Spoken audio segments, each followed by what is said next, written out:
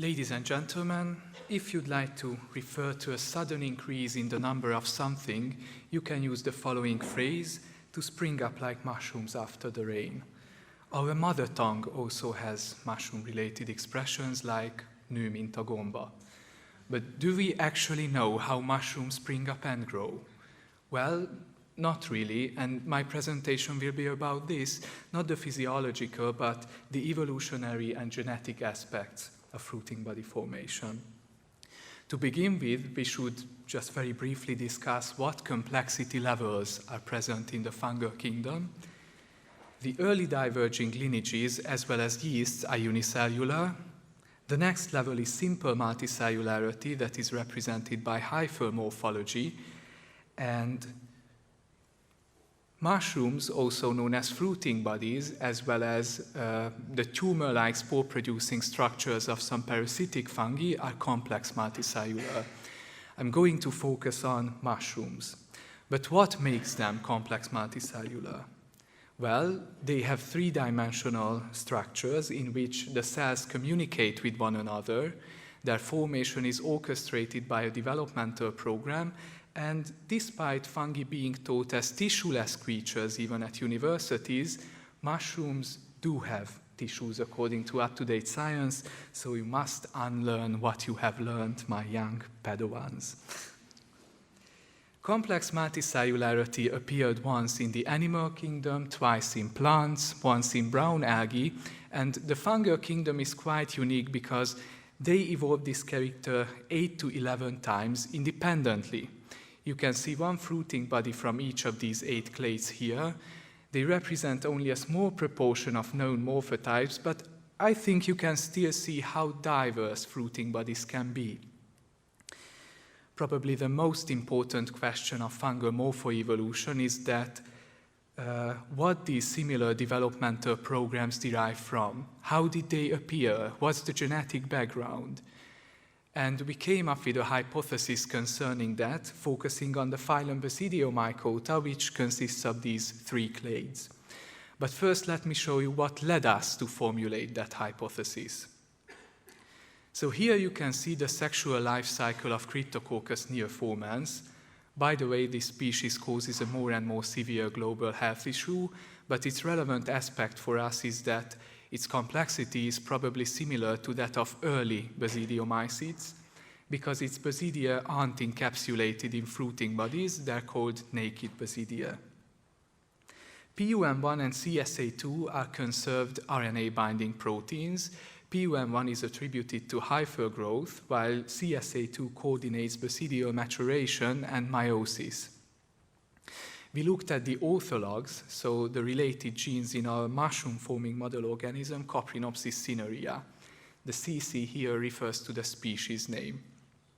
PUM1 can also be attributed to hyphal growth, just like in the case of Cryptococcus.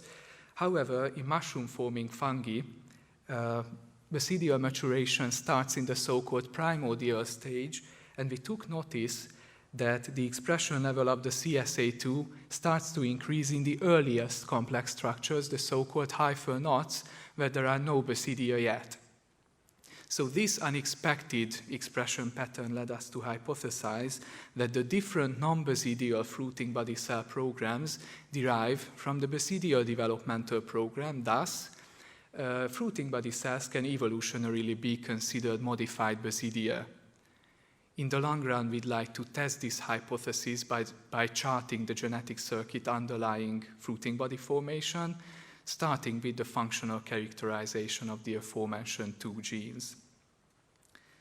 So first I knocked out, so deleted these 2 genes with the CRISPR-Cas9 system. The CRISPR-Cas9 system is a genome engineering technique based upon the schema of the bacterial immune system. I selected the transformants by the complementation of an auxotrophic phenotype, and here I'd like to highlight that Coprinopsis genetics is about on par with mouse genetics in slowness, which is funny because there's a great difference in complexity between the 2 organisms. We sent the extracted DNA of the mutants for whole genome resequencing, and we analyzed these genomes. There were no reads mapped onto the target loci, which means that the deletion was successful. However, the genome analysis also revealed that there are some additionally integrated copies of the selection markers present in the genomes. During the phenotyping procedure, first I tried inducing fruiting by starvation and light induction.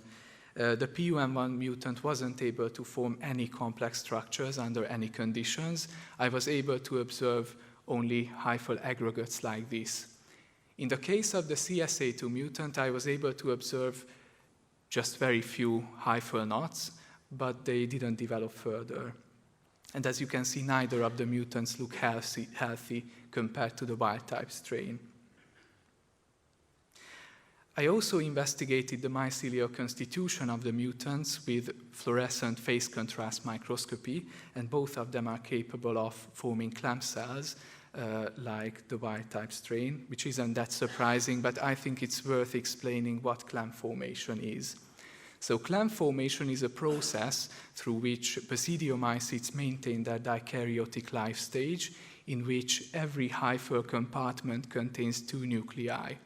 So during cell division, cell wall synthesis precedes the division of the second nuclei. So after it happens, one of the identical nuclei has to bypass the cell wall, has to get back to the preapical cell, and it does it through a structure called a clamp.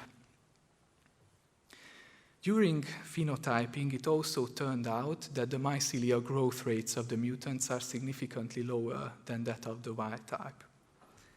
And let's talk about ongoing experiments.